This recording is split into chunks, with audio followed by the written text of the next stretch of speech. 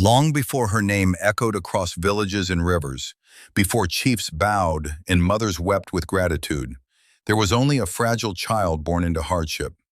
Mary Slessor entered the world on December 2nd, 1848, in the cold streets of Scotland. Her family was poor and life was harsh. Hunger was familiar and survival was a daily battle. Her father struggled with alcohol, and young Mary learned early that strength was not given by comfort, but forged through suffering. As a little girl, she worked long hours in a textile mill, surrounded by noise and exhaustion. Yet inside her burned a restless spirit. While others dreamed of escape, Mary dreamed of purpose. She listened closely to stories told in church, stories of distant lands, unknown people, and missionaries who crossed oceans to bring hope where fear ruled. Among all places spoken of, one land captured her heart completely: Nigeria. She felt called long before she understood what that calling meant. Years passed and Mary studied scripture tirelessly. She trained herself not only in faith, but in courage. When she finally set sail for Africa at the age of 28, many believed she would not survive the journey. The continent was known among Europeans as dangerous and unforgiving. Disease, isolation, and conflict claimed many lives. But Mary did not turn back. When she arrived, the heat struck her like a wall, and the sounds of unfamiliar languages filled the air. Everything was different: the people, the customs, the rhythm of life. Yet instead of fear, she felt recognition, as if destiny had finally introduced itself. Mary refused to live comfortably like other missionaries. She walked barefoot through villages, learned local languages, and ate the same food as the people she served. Slowly, suspicion turned into curiosity, and curiosity into trust. But Africa tested her heart in ways she never expected. In the early 1890s, Mary formed a close bond with another missionary, Charles Morrison. They shared faith, purpose, and companionship in a lonely land. Eventually, they became engaged, and for a brief moment, Mary imagined a different future: a life shared, a family formed, and a softer path forward. Yet destiny demanded sacrifice. When the missionary board refused to allow Morrison to accompany her deeper into her missions, Mary faced an impossible choice: love or calling.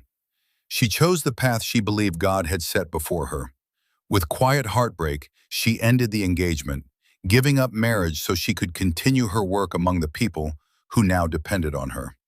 That decision would define her forever.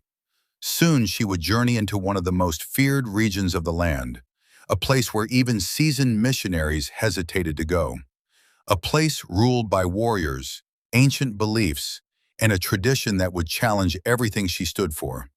The land was called Okoyong, and it was there that her legend truly began. Okoyong was known as a land of conflict and deep tradition. Tribal wars were common, and outsiders were rarely welcomed. Many believed Mary would fail before she even began, but she walked into the region alone, carrying nothing but faith and fearless determination. At first, the people watched her carefully. She was small in stature, yet bold in spirit. Instead of commanding authority, she listened.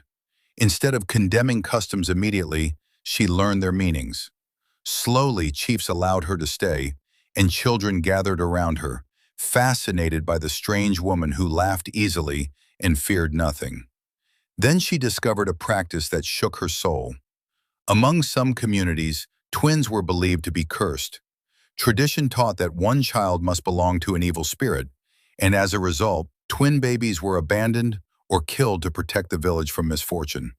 Mothers cried in silence, powerless against fear older than memory. Mary refused to accept it. She began rescuing abandoned twins, carrying them into her own home, feeding them, protecting them, and proving through action that no curse followed their survival. Villagers watched closely, expecting disaster, but none came. Seasons passed, crops grew, life continued peacefully. Little by little, belief began to change. Her courage sparked conversations among elders. Mothers found hope. Fathers reconsidered traditions they had never questioned. Over time, the killing of twins declined, replaced by acceptance and protection. What fear could not defeat, compassion slowly conquered.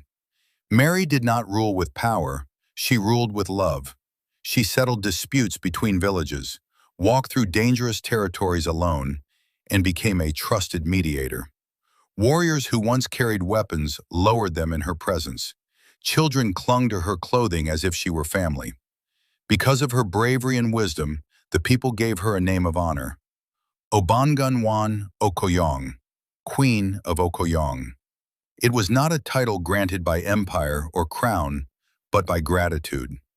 Despite illness and exhaustion, Mary continued her work for decades. The tropical climate weakened her body, yet her spirit never surrendered. She lived simply, choosing closeness with the people over comfort. When her life finally came to an end on January 13, 1915, the grief was immense. Villagers mourned not a foreign missionary, but a mother, protector, and peacemaker. In recognition of her extraordinary impact, she was buried with honor in Nigeria, the land she had chosen as her true home. Her grave remains a reminder that one person's courage can challenge centuries of fear. Mary Slessor arrived as a stranger, sacrificed personal love for a greater mission, ended a deadly tradition, and became a legend remembered across generations. And so her story lives on, not as a tale of conquest, but as a story of compassion strong enough to rewrite destiny. This is the legacy remembered today on Tales by SORA, where stories of courage never fade, and the echoes of history continue to speak to those willing to listen.